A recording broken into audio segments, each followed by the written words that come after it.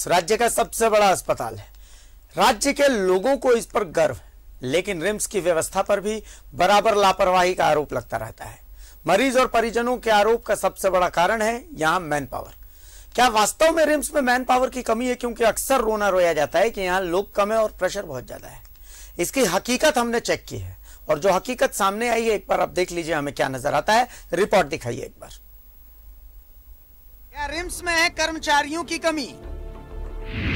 RIMS के कर्मचारियों की कमी के क्या है कारण? क्या अनुबंध कर्मियों के हटने से घटे कर्मचारी? कभी रिम्स में काम करते थे सैकड़ों अनुबंध कर्मी, आज रिम्स के बाहर चाय और चना बेचने को है मजबूर। मैन पावर की कमी का रोना रोने वाले रिम्स की स्थिति कब बेहतर होगी, यह हर कोई जानना चाहता है। जिस दिन रिम्स में मैन पावर पूरी तरह से बहाल हो जाएगा, उस दिन रिम्स की तस्वीर बदल जाएगी। ऐसा नहीं है कि रिम्स में काम करने वालों की कमी है। अब रिम्स में ही चाय बेचने वाले इस युवक को देखिए, यह प्रकाश है। इसने रिम्स में 11 साल तक अनुबंध पर अपनी सेवा दी है। उम्मीद थी कि शायद नौकरी चलते रहेगी। सबसे पहले ट्रॉली मैन में थे, उसके बाद में ट्रॉली मैन से फिर सिक्योरिटी गार्ड में किए, फिर 2015 में जो आउटसोर्सिंग कंपनी द्वारा स्टाफ रखा गया, फिर उसमें भी थे और करीब लगभग हम 10 से 11 साल रिम्स में अपना सेवा दिए हैं। यह सुनील है, रिम्स में ही चना बेचकर अपना और अपने परिवार का पेट भरता है। इसने भी रिम्स में 10 साल तक अलग अलग विभागों में अपनी सेवा दी है। रिम्स से पूरी तरह से वाकिफ है। जिस व्यक्ति के अनुभव का फायदा रिम्स को उठाना चाहिए, वो चना बेचकर अपना जीवन चला रहा है। मैन पावर की कोई कमी नहीं है, बस रिम्स की इच्छा शक्ति कम है। हाँ, सब चीज से वाकिफ है। क्या किया जाएगा, हमने तो दिया है आवेदन बहुत दिन से देते आ रहे हैं, मगर कोई सुनवाई नहीं हो रहा है। अभी कोई सुनवाई हुआ है, कुछ कमेटी बैठी हुई है, गठित किया गया है, मगर अभी भी कोई सुनवाई नहीं हुआ है।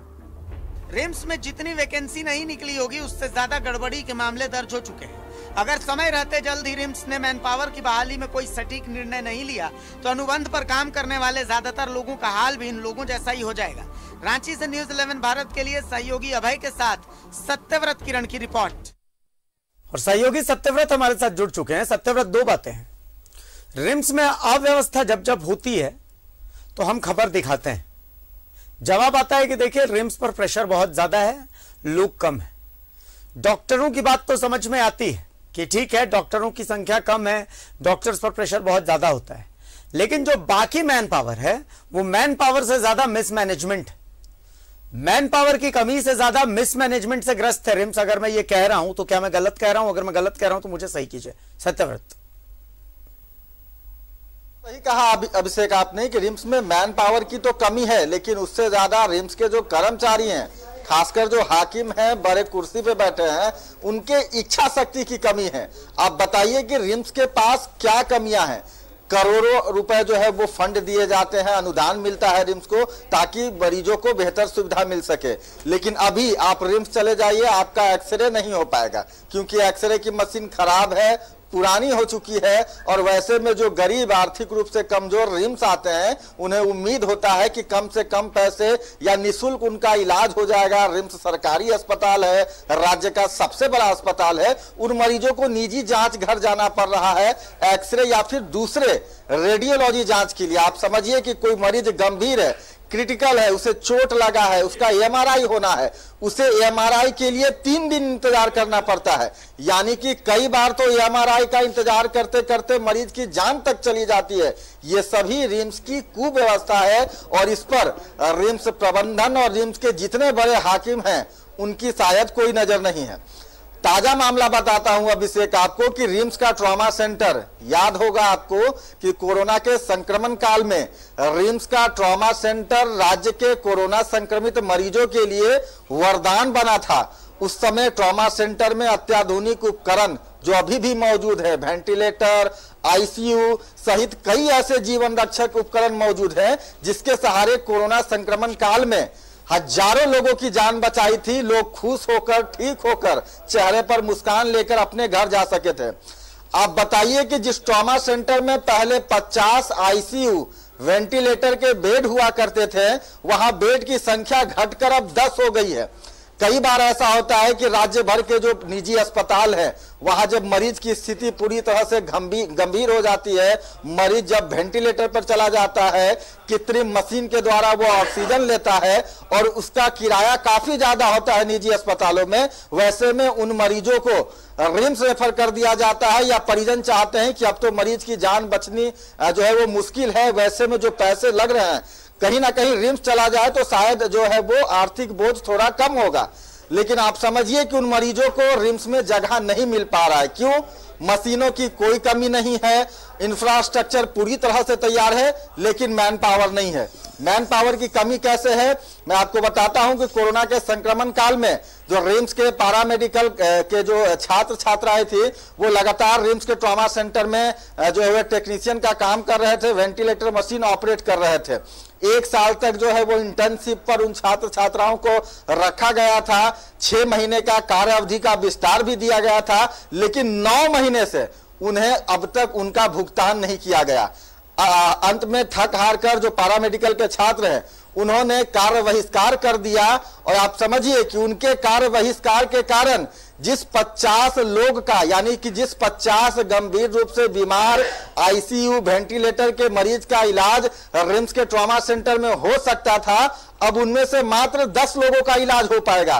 तो सबसे बड़ी समस्या यह है कि रिम्स में बड़े चिकित्सक हैं, नर्स हैं, सभी तरह के मेडिकल उपकरण मौजूद हैं, लेकिन इच्छा शक्ति की कमी है और इसका खामियाजा सीधे उन मरीजों को चुकाना पड़ता है जिन्हें रिम्स से काफी उम्मीदें होती हैं। अभिषेक, सत्यव्रत बिल्कुल सही आपने कहा। अब क्या हम इस निष्कर्ष पर पहुंच सकते हैं कि अगर ढंग से इस मिसमैनेजमेंट को मैनेजमेंट कर दिया जाए, जो एसी कमरों में बैठने वाले अधिकारी हैं कम से कम एक बार वो राउंड लगाएं, राउंड लगा करके वो देखें कि किधर क्या मिसमैनेजमेंट हो रही है। एक बार इसको अगर मिसमैनेजमेंट को मैनेजमेंट में कन्वर्ट कर दिया जाए तो जो समस्याएं हैं काफी हद तक उन समस्याओं का निदान भी हो सकता है और आने वाले समय के लिए भी हम तैयार हो सकते हैं कि हो सके आने वाला समय हो सकता है मुश्किल हो सकता है कोरोना की कोई लहर फिर से दस्तक दे दे। तो इन सब चीजों के मद्देनजर रिम्स तैयार रह सकता है और जो गरीब लोग वहां पहुंचते हैं उनको भी बहुत हद तक राहत मिल सकती है। बिल्कुल अभिषेक, जो बड़े हाकिम हैं रिम्स के, जो कि फिलहाल भीषण गर्मी पड़ रही है, वो अपने एसी कमरे में अपने एसी दफ्तर में हैं।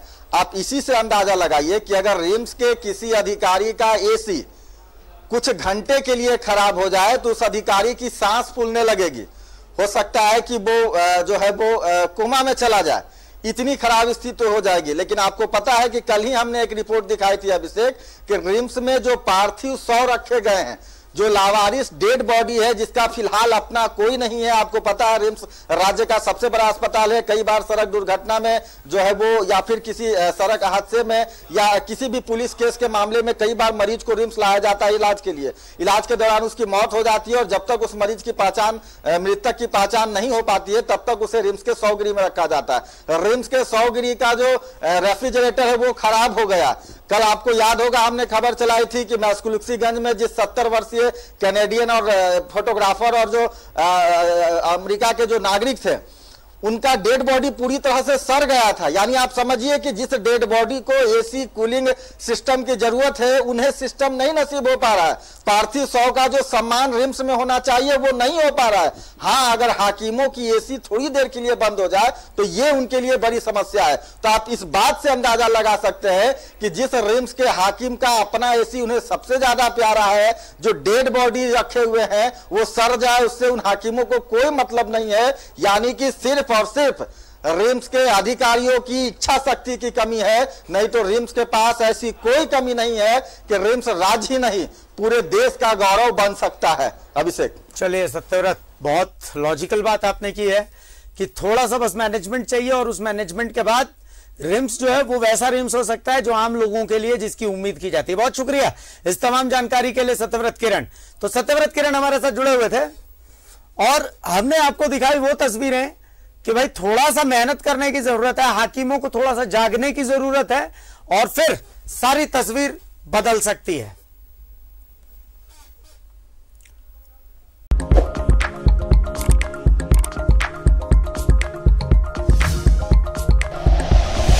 Like and share videos, subscribe करें हमारा चैनल और प्रेस करें बेल आइकॉन।